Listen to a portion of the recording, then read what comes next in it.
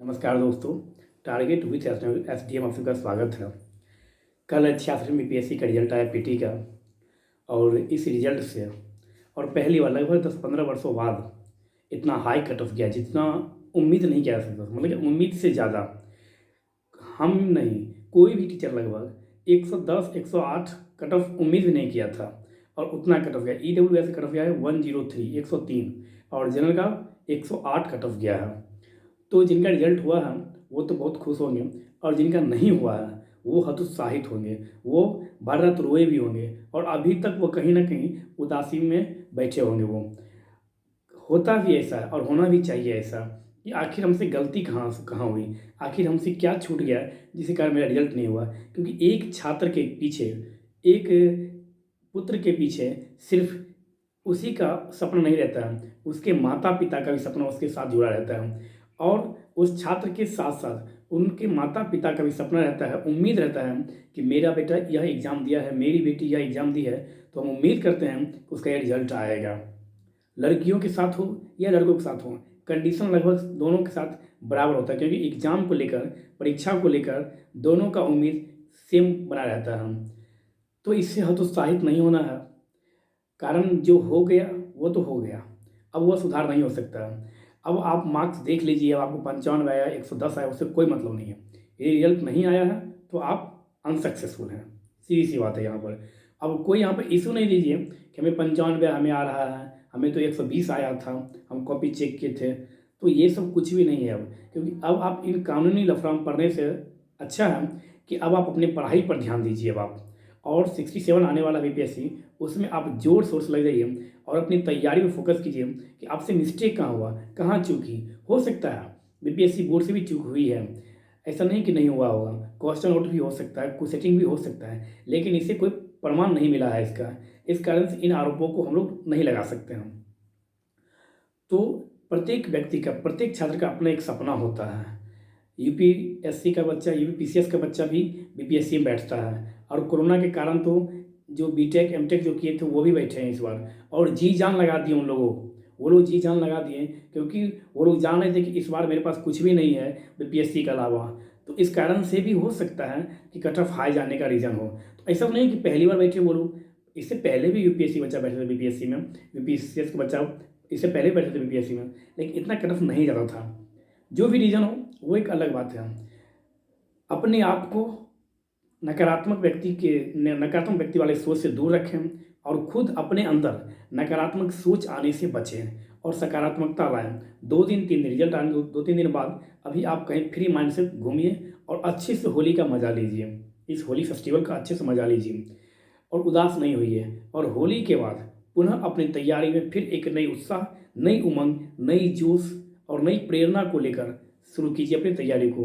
होगा, हमसे बढ़कर कुछ भी नहीं है। एक बार नहीं हुआ, 2 बार नहीं हुआ, 3 बार नहीं, 4 बार नहीं, 5 बार नहीं, छठे बार तो होगा ही होगा। बीपीएससी जाएगा कहाँ? उसकी औकात इतनी नहीं बीपीएससी की जो हमसे अधिक हो। हमसे अधिक औकात किसी की भी नहीं है। यदि हम चाह लिए तो बीपीएससी क्या है, हम यूपीएससी भी क्रैक कर सकते हैं। बस हमें चाहना है, हमें जिद ठानना है कि हमें कुछ करके गुजरना है, हमें कुछ दिखाना है, हमें कुछ बनना है। और उनके लिए कम से कम बनने के प्रयास कीजिए जो आपके बनने के लिए अपनी आँखों में, अपनी दुआओं में जो आपका नाम लेते हैं। उनकी खुशी के लिए आप मेहनत कीजिए आप, और अच्छे से मेहनत कीजिए आप। तो आज हम लोग इसी क्रम में पॉलिटी में, इससे पहले हम देखे थे महान्यायवादी, आज हम लोग नियंत्रक एवं महालेखा परीक्षक को देखने का प्रयास करते हैं। होता क्या है ये? नाम से ही लग रहा है कंट्रोलर एंड ऑडिटर जनरल, मतलब क्या नियंत्रण करने वाला, मतलब क्या कंट्रोल करने वाला एक तरह से। और महालेखा, महा का मतलब क्या हुआ कि इससे नीचे भी कोई होगा जिसको लेखा परीक्षक कहा जाता होगा। महा मतलब क्या, उसके ऊपर, उसको महालेखा परीक्षक कहा जाता है। भारतीय संविधान के अनुच्छेद 148, भारतीय संविधान के आर्टिकल 148 के तहत, और भाग देखा जाए तो भाग 5, आपको पता होगा भारतीय संविधान के भाग 5 में द यूनियन का चर्चा किया गया है। और द यूनियन का चर्चा है वो अनुच्छेद 52 से लेकर 151 तक, मतलब क्या, आर्टिकल 52 से लेकर 151 तक किया गया है। इसका मतलब यह हुआ कि यदि आपको केंद्र से संबंधित, मतलब क्या यूनियन से संबंधित यदि कोई भी जानकारी लेनी हो तो आप भाग 5 को अच्छे से पढ़ लीजिए। और भाग 5 से संबंधित जितनी भी बातें हैं, जो भी अनुच्छेद हैं, यदि आप उनका अध्ययन सही से कर लेते हैं तो आपको केंद्र से संबंधित सारी जानकारियाँ उपलब्ध हो जाएगी। तो यह पूरे वर्ल्ड में सबसे खूबसूरत संविधान, सबसे बड़ा संविधान, सबसे प्यारा संविधान हमारा प्यारा भारत का संविधान है। यह तो आप हमेशा याद रखेंगे आप, क्योंकि हर एक चीज़ के बारे में, हर एक बात के बारे में, हर एक पोस्ट के बारे में स्पष्ट रूप से उल्लेखित कर दिया गया है। इतना बड़ा हमारा और इतना प्यारा हमारा संविधान है। उसी संविधान के भाग 5 के अनुच्छेद 148 में नियंत्रक एवं महालेखा परीक्षक के बारे में प्रयोग किया गया है, जिसे संक्षेप में महालेखा परीक्षक भी कहते हैं। यह भारतीय लेखा परीक्षक और लेखा विभाग का मुखिया या प्रधान होता है। कौन? तो महालेखा परीक्षक। डॉक्टर भीमराव अंबेडकर कहते हैं, डॉक्टर भीमराव अंबेडकर से आपको पता होगा चैत्रा भूमि किनकी समाधि स्थल है? तो चैत्रा भूमि डॉक्टर भीमराव अंबेडकर की समाधि स्थल है। डॉक्टर भीमराव अंबेडकर का जयंती पता होगा 14 अप्रैल को मनाया जाता है प्रत्येक वर्ष, और नरेंद्र मोदी सरकार द्वारा 14 अप्रैल को प्रत्येक वर्ष राष्ट्रीय जल दिवस मनाने की घोषणा की गई है। भीमराव अंबेडकर साहब यह भी याद रखेंगे। भीमराव अंबेडकर साहब याद रख सकते हैं भारतीय संविधान सभा में प्रारूप समिति यानी ड्राफ्टिंग कमेटी, और ड्राफ्टिंग कमेटी को ही पांडुलेखन समिति भी बोला जाता है। पांडुलेखन समिति के अध्यक्ष के रूप में डॉक्टर भीमराव अंबेडकर जी को चुना गया था, नियुक्त किया गया था। यह भी आप यहाँ से याद रखेंगे। तो डॉक्टर भीमराव अंबेडकर ने कहा था कि भारतीय संविधान के तहत सबसे महत्वपूर्ण अधिकारी जो है वह कैग होता है। कौन होता है? तो कैग होता है। अब देखिए इसके क्वालिफिकेशन के बारे में। क्वालिफिकेशन मतलब योग्यता क्या होना चाहिए, कौन बन सकता है नियंत्रक एवं महालेखा परीक्षक। तो नियंत्रक एवं महालेखा परीक्षक के क्वालिफिकेशन के संबंध में भारतीय संविधान में स्पष्ट उल्लेखित नहीं कहीं किया गया है। तो यह कहाँ निर्भर है? तो यह संसद पर निर्भर है। मतलब क्या? यह पार्लियामेंट के ऊपर निर्भर है कि वह कौन सा कानून बनाती है और वह इसके लिए क्या क्वालिफिकेशन निर्धारित करती है। वर्तमान में ऑडिटर जनरल कंडीशन एक्ट के तहत 1971 में जो एक्ट है ऑडिटर जनरल का, उस एक्ट के तहत यह बतलाया गया है कि जो नियंत्रक एवं महालेखा परीक्षक जो होंगे वह आईएएस रैंक का अधिकारी होगा। कौन हो सकता है? तो आईएएस रैंक का अधिकारी। इसका मतलब यह हुआ कि आईएएस रैंक, तो यहाँ पर यह नहीं बोला गया है तो उसे 10 वर्ष होना चाहिए, 20 वर्ष होने। आईएएस रैंक का मतलब यह हुआ कि यूपीएससी क्लियर किया हुआ जो व्यक्ति है, जो छात्र है, उसे ही नियंत्रक एवं महालेखा परीक्षक बनाया जा सकता है। इसका मतलब सीधा सा स्पष्ट यह होगा। जैसे सुप्रीम कोर्ट के बारे में दिया गया था, जैसे महान्यायवादी के बारे में दिया गया है कि 5 वर्ष कोर्ट में होना चाहिए, हाई कोर्ट के जज होना चाहिए, या 10 वर्ष किसी भी हाई कोर्ट में एडवोकेट के रूप में कार्य किया होना चाहिए। इसके बारे में ऐसा कहीं नहीं दिया हुआ है कि वह 10 साल तक सीए का काम किया हो, या किसी सीए के अंदर वह काम किया हो, या किसी बड़ी कंपनी का वो ऑडिटर हो। इस तरह का कोई भी क्वालिफिकेशन इनके क्वालिफिकेशन के समय में चर्चा नहीं किया गया। तो एक चीज़ हम यहाँ से याद रखेंगे कि जब भी पूछे एग्जाम में कि नियंत्रक एवं महालेखा परीक्षक की योग्यता क्या है, ऑप्शन 1 देगा, ऑप्शन फर्स्ट संविधान में उल्लेखित है, ऑप्शन सेकेंड संविधान में उल्लेखित नहीं है, ऑप्शन थर्ड अनुच्छेद 148 के तहत, ऑप्शन फोर्थ इनमें से कोई नहीं। तो आपको यहाँ पर ध्यान देना है कि संविधान में उल्लेखित नहीं है, संसद पर निर्भर है। 148 में इनके पद के बारे में बतलाया गया है, ना कि इनके क्वालिफिकेशन के बारे में बतलाया गया है। यह भी आप यहाँ से याद रखेंगे। अब देखते हैं इनके क्वालिफिकेशन के बाद हम लोग देखते हैं कि इनकी योग्यता मतलब क्या, इनकी नियुक्ति कैसे होता है, अपॉइंटमेंट कौन करता है। अपॉइंटमेंट तो राष्ट्रपति COM काउंसिल ऑफ मिनिस्टर्स की सलाह पर, काउंसिल ऑफ मिनिस्टर की सलाह पर राष्ट्रपति के द्वारा नियंत्रक एवं महालेखा परीक्षक की नियुक्ति की जाती है। और हमेशा याद रखिएगा राष्ट्रपति, भारत का जो राष्ट्रपति होता है वह नाम मात्र होता है। कार्यपालिका का वास्तविक प्रमुख जो है वह प्राइम मिनिस्टर नरेंद्र मोदी जी हैं, मतलब क्या प्रधानमंत्री होते हैं, और नाम मात्र कार्यपालिका के जो प्रमुख हैं वह राष्ट्रपति महोदय होते हैं। तो भारत में जो नाम मात्र कार्यपालिका के प्रमुख है वह राष्ट्रपति होता है। मतलब क्या आर्टिकल 74 जब आप पढ़े हुए हैं तो आर्टिकल 74 के तहत यह कहा गया है कि राष्ट्रपति को सलाह देने के लिए एक मंत्रिपरिषद होगी, तो वह मंत्रिपरिषद यह कार्य करती है। COM काउंसिल ऑफ मिनिस्टर्स की सिफारिश पर राष्ट्रपति के द्वारा नियंत्रक एवं महालेखा परीक्षक की नियुक्ति की जाती है। वर्तमान में CAG CAG controller and auditor general की नियुक्ति के लिए कोई भी कॉलेजियम व्यवस्था नहीं है। कॉलेजियम तो 1993 में सुप्रीम कोर्ट और वो हाई कोर्ट जजों की नियुक्ति के लिए कॉलेजियम का जो प्रणाली है उस तरह का कोई कॉलेजियम प्रणाली कैग की नियुक्ति के लिए नहीं है। ऐसा मांग चल रहा है लेकिन ऐसा अभी वर्तमान समय में है नहीं। अब देखिए रीजन क्या है मांग करने का। अब बताइए काउंसिल ऑफ मिनिस्टर्स कहीं ना कहीं मंत्री, और मंत्री जिस व्यक्ति का सिफारिश करेगा वो किसके फेवर में काम करेगा, मंत्री के लिए फेवर में काम करेगा वो, तो क्या वह निष्पक्ष रूप से उस मतलब क्या जो लेखा होगा, जो ऑडिटिंग का जो कार्य होगा, क्या वो उसको निष्पक्ष रूप से कर पाएगा? नहीं कर पाएगा। तो इस कारण से ऐसी मांग चल रही है, जो इसके लिए भी एक कॉलेजियम होनी चाहिए, लेकिन वर्तमान समय में इसके लिए किसी भी प्रकार का कोई भी कॉलेजियम व्यवस्था नहीं है। अब कॉलेजियम व्यवस्था नहीं है, तो नियंत्रक एवं महालेखा परीक्षक को नियुक्ति के लिए राष्ट्रपति के द्वारा वारंट, और उसको संविधान की भाषा में अधिपत्र बोला जाता है, अधिपत्र जारी किया जाता है। अब मन में ख्याल आएगा कि वारंट का मतलब क्या होता है। कहीं बहुत सारे मेरे मित्र समझते होंगे कि वारंट का मतलब जो पुलिस अरेस्ट कर लेती है, वो नहीं है। अरेस्ट करने वाली यहाँ पर वारंट नहीं है। वारंट का मतलब यहाँ पर वह अधिपत्र, वैसा पत्र, मतलब क्या एक लिफाफे में बंद मोहर सहित, राष्ट्रपति का हस्ताक्षर सहित, मोहर सहित, सील लगा हुआ एक लिफाफा नियुक्ति पत्र के रूप में जो नियंत्रक महालेखा परीक्षक को भेजा जाता है, उसे ही हम लोग वारंट हिंदी में, और संविधान की भाषा में उसे हम लोग अधिपत्र कहते हैं। किसके किसके लिए एग्जाम में बहुत बार पूछा जा चुका है कि निम्नलिखित में से किसकी नियुक्ति के लिए राष्ट्रपति के द्वारा वारंट जारी नहीं किया जाता है या किया जाता है, तो याद रखेंगे सुप्रीम कोर्ट व हाई कोर्ट के जजों की नियुक्ति के लिए वारंट जारी किया जाता है, पहला। दूसरा, सभी राज्यों के राज्यपालों के लिए नियुक्ति के लिए वारंट जारी किया जाता है। तीसरा, नियंत्रक एवं महालेखा परीक्षक की नियुक्ति के लिए वारंट जारी किया जाता है। बस यही 3-4 व्यक्ति हैं, यही 3-4 पोस्ट ऐसा है जिसके लिए राष्ट्रपति महोदय को या राष्ट्रपति महोदय के द्वारा वारंट अधिपत्र जारी किया जाता है। इसके अलावा किन्हीं के लिए वारंट या अधिपत्र जारी जैसा शब्द संविधान में कहीं भी उल्लेखित नहीं है। तो यह भी आप यहाँ से याद रखेंगे। किसके लिए? तो राज्यपाल के नियुक्ति के लिए भी, हाई कोर्ट व सुप्रीम कोर्ट के जजों की नियुक्ति के लिए, और नियंत्रक एवं महालेखा परीक्षक की नियुक्ति के लिए एक अधिपत्र राष्ट्रपति का हस्ताक्षर सहित लिफाफे में सील लगा हुआ लिफाफा जो बंद होता है नियुक्ति पत्र, उसे ही हम लोग अधिपत्र या वारंट कहते हैं। यह भी आप यहाँ से याद रखेंगे। अब देखते हैं इनका टेन्योर क्या होता है। देखिए हमने क्या देखा, इनका पद देखा, इनका नियुक्ति, इनकी क्वालिफिकेशन, इनकी नियुक्ति। अब देखते हैं इनका शपथ। पहले शपथ दिलाते हैं इनको।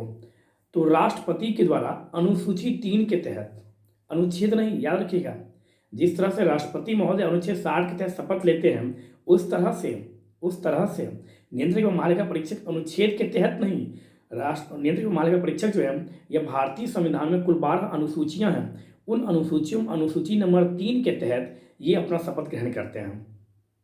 किसके तहत? अनुसूची नंबर 3 के तहत। और इन्हें शपथ कौन दिलाता है? तो नियंत्रक एवं महालेखा परीक्षक को शपथ राष्ट्रपति द्वारा दिलाया जाता है। और एक बात, यह शपथ किस बात की लेते हैं? तो संविधान के प्रति निष्ठा और अखंडता बनाए रखने की शपथ लेते हैं। यह किस बात की? तो संविधान के प्रति निष्ठा और अखंडता बनाए रखने की ये शपथ लेते हैं। अब आया इनका कार्यकाल क्या है। नियंत्रक एवं महालेखा परीक्षक का टेन्योर क्या होता है? तो नियंत्रक एवं महालेखा परीक्षक का टेन्योर जो है वह 6 वर्ष या 65 वर्ष, या आप याद रखेंगे कितना, 6 वर्ष या 65 वर्ष इनका टेन्योर होता है, इनका कार्यकाल होता है, जो भी पहले हो। फिर मन में एक प्रश्न आएगा कि 65 वर्ष 6 वर्ष क्या बता रहे हैं आप? मान लीजिए गिरीश चंद्र मुर्मू जी अभी वर्तमान में हैं, मान लीजिए नहीं, अभी कन्फर्म है वही। गिरीश चंद्र मुर्मू जी का नियुक्ति 63 साल 6 महीना पर हुआ, और 65 वर्ष पूर्ण में कितना बचा? 1.5 वर्ष। तो 1.5 वर्ष बाद गिरीश चंद्र मुर्मू जी का कार्यकाल खत्म हो जाएगा, टेन्योर खत्म। तो पहले क्या पूरा किए? 65 वर्ष वाला रूल जब फॉलो किए, इनका कार्यकाल खत्म हो गया। मान लीजिए बी नाम का कोई व्यक्ति है, उनकी नियुक्ति 48 साल के एज में हुई, 48 वर्ष की उम्र में हुई, तो वह 65 वर्ष तक नहीं रहेंगे अपने पद पे, वे 6 वर्ष तक, तो 48 से 54 साल वो रिटायर कर जाएंगे वो उस पद से। तो कहने का मतलब कि जो 6 वर्ष या 65 वर्ष जो भी पहले हो, स्पष्ट कर दिया गया, कहीं पर भी संविधान में किसी भी बात पर कन्फ्यूजन नहीं रखा गया। स्पष्ट है कि जो भी पहले हो, पहले कौन पूरा है? बी वाले में 6 वर्ष, और गिरीश चंद्र मुर्मू सर के बारे में तो 1.5 वर्ष, 65 साल। तो यह इनका टेन्योर हो गया। अब देखते हैं हम लोग कि इनका टेन्योर भी समाप्त हो गया, शपथ भी हो गया। अब देखते हैं कि यह कार्य क्या करते हैं।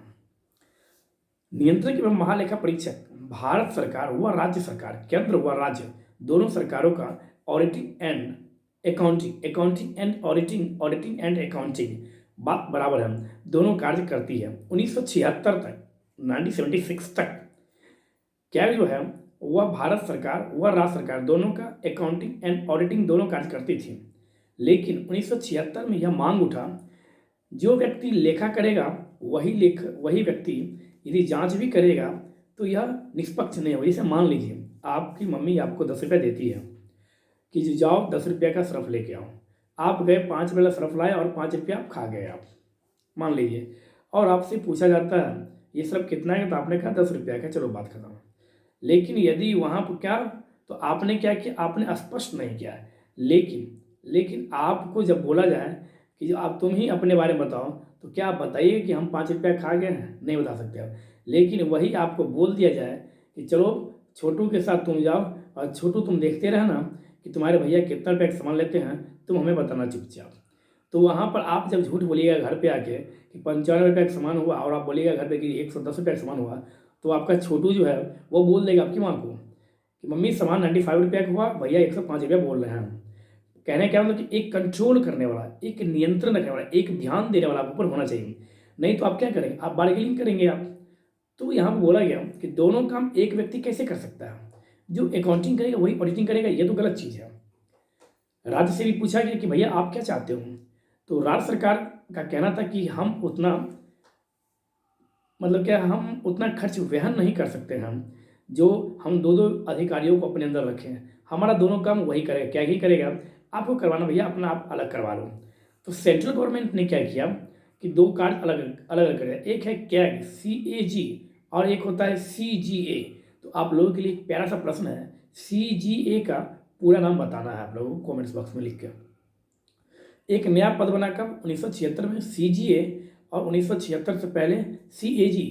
तो CGA जो है यह अकाउंटिंग का कार्य करती है केंद्र सरकार के लिए, और CAG जो है यह 1976 के बाद से 1976 के बाद से, याद रखेंगे 1976 के बाद से ऑडिटिंग का सिर्फ और सिर्फ ऑडिटिंग का कार्य करती है सेंट्रल के लिए, जबकि CAG राज्य के लिए अभी तक 2022-2021 तक वर्तमान समय तक अकाउंटिंग एंड ऑडिटिंग दोनों कार्य करती है। जबकि सेंट्रल एक नया पद सृजित किया CGA, जो सेंट्रल के लिए अकाउंटिंग कार्य करती है, और कैग जो है वो ऑडिटिंग का कार्य करती है, और तब जाकर वह एक निष्पक्ष रिपोर्ट सरकार के सामने प्रस्तुत करती है। कैग के बारे में ऐसा बोला गया है कि यह एक ऐसा पद है, यह एक ऐसा वॉच डॉग है जो भौंकता भी है, काटता भी है, लेकिन दर्द नहीं होता है। ये एक ऐसा कुत्ता है जो काटता भी है, भौंकता भी है, लेकिन दर्द नहीं होता है। कहने का यहाँ पर यह मतलब हुआ कि इसके रिपोर्ट में यदि किसी का नाम आ गया, जैसे मान लीजिए A राजा टोई स्पेक्ट्रम जिनका नाम था, तो इस रिपोर्ट के आधार पर उनके खिलाफ कोर्ट में नहीं जा सकते हम। अब हुआ क्या, तो इस कारण से ये बोला गया कि ये रिपोर्ट में तो लिख सकते हैं, लेकिन इनके आधार पर उस व्यक्ति के खिलाफ केस नहीं होगा। इसलिए बोला गया यह एक ऐसा वॉच डॉग है जो भौंकता भी है, काटता भी है, लेकिन दर्द नहीं करता है। कैग के बारे में सब बोला गया है। कैग अपना रिपोर्ट किसको देती है, तो कैग अपना रिपोर्ट राष्ट्रपति को सौंपता है, और राष्ट्रपति संसद में वो रिपोर्ट रखवाती है। कहाँ, तो संसद के पटल में वो रिपोर्ट रखवाती है। अब सभी सांसद तो उतने पढ़े लिखे होते नहीं हैं, जो सत्य बात है, वो पता भी होगा कि नेता मंत्री बनने के लिए भारत में कोई भी क्वालिफिकेशन, कोई भी एजुकेशन क्वालिफिकेशन की कोई भी जरूरत नहीं है। तो और ऑडिटर तो पढ़े लिखे होते हैं, क्योंकि वो IAS के अधिकारी होते हैं।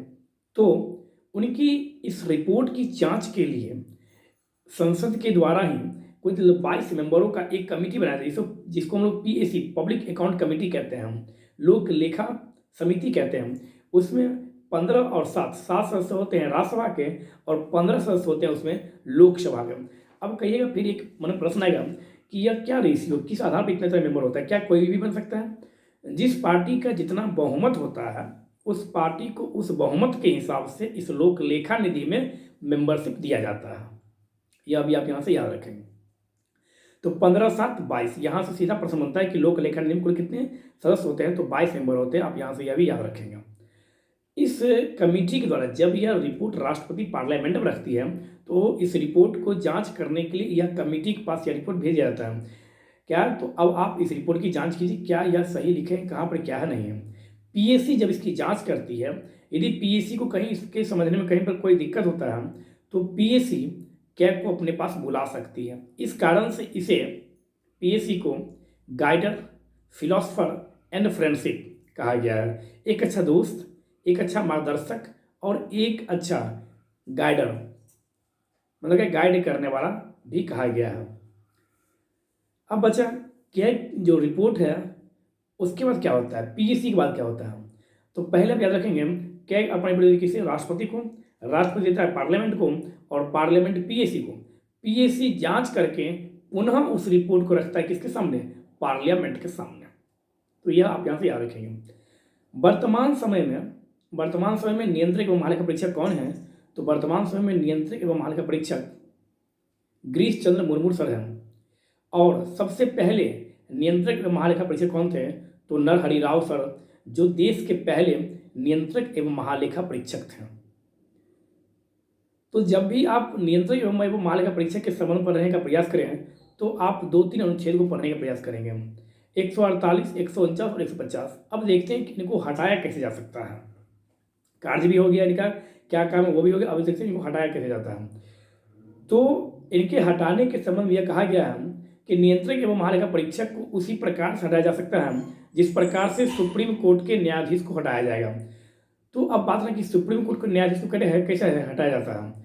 सुप्रीम कोर्ट के न्यायाधीश को हटाने का प्रावधान भारतीय संविधान के अनुच्छेद 124 के सब क्लोज 4, आर्टिकल 124 सब क्लोज 4 के तहत यह प्रावधान दिया गया है कि यदि सुप्रीम कोर्ट के न्यायाधीश को हटाना है तो लोकसभा में कम से कम 100 सदस्यों का सहमति होना चाहिए, और यदि राज्यसभा में उनके हटाने संबंधी प्रस्ताव लाते हैं तो कम से कम 50 मेंबरों का उस पर सहमति होनी चाहिए। जैसे chief justice of Mishra ji के खिलाफ ऐसा आया, दीपक मिश्रा सर के खिलाफ ऐसा लाया गया था प्रस्ताव, तो कांग्रेस का बहुमत नहीं था लोकसभा में, तो कांग्रेस ने क्या किया, राज्यसभा में लाया। तो याद रखेंगे कि लोकसभा में प्रस्ताव मतलब उनको हटाने संबंधित यदि कोई बिल लाना, यदि कोई प्रस्ताव लाना, यदि कोई कह सकते हैं विधेयक लाना है तो कम से कम लोकसभा के 100 सदस्यों की सहमति होनी चाहिए। यदि राज्यसभा में लाना है तो कम से कम 50 सदस्यों की सहमति होनी चाहिए। तो इस प्रकार से उन्हें हटाया जाता है। तो क्या होगा, या पार्लियामेंट में जाएगा या जांच होगा, फिर वो राज्यसभा में जाएगी, राज्यसभा में फिर वो जांच होगा। हाँ, एक चीज और यहाँ पे याद रखेंगे, जिस भी सदन में उनके हटाने संबंधी प्रस्ताव जाता है उस सदन के अध्यक्ष के पास, जैसे राज्यसभा में गया तो राज्यसभा के प्रदेश सभापति उपराष्ट्रपति महोदय के पास यह पावर है कि वो उस प्रस्ताव को एक्सेप्ट करे या ना करे, उनके पास ये पावर है विशेष, वो उस प्रस्ताव को छांट सकते, सीधा कहेंगे वो मतलब क्या निरस्त किया जाता है। यदि लोकसभा में जाता है तो लोकसभा स्पीकर के पास यह पावर है कि वह इस प्रस्ताव को निरस्त कर सकते हैं, कोई बाध्यता नहीं है कि प्रस्ताव पर चर्चा करना ही पड़ेगा। तो इस प्रकार से नियंत्रक एवं महालेखा परीक्षक को हम लोग हटा सकते हैं। तो दोस्तों आज हम लोग नियंत्रक एवं महालेखा परीक्षक के संबंध समझने का प्रयास किए हैं, और हम उम्मीद करते हैं कि यह टॉपिक जो है आप लोगों को समझने में आसानी लगा होगा और अच्छे से आप लोग समझ गए होंगे। अधिक से अधिक अपने दोस्तों के बीच इस वीडियो को शेयर कीजिए, लाइक कीजिए, सब्सक्राइब कीजिए एंड कमेंट्स कीजिए। और यदि इसमें कुछ सुधार करना हो तो आप लोग प्लीज़ आप लोग बताइए कि कहाँ पर क्या सुधार किया जाए। धन्यवाद।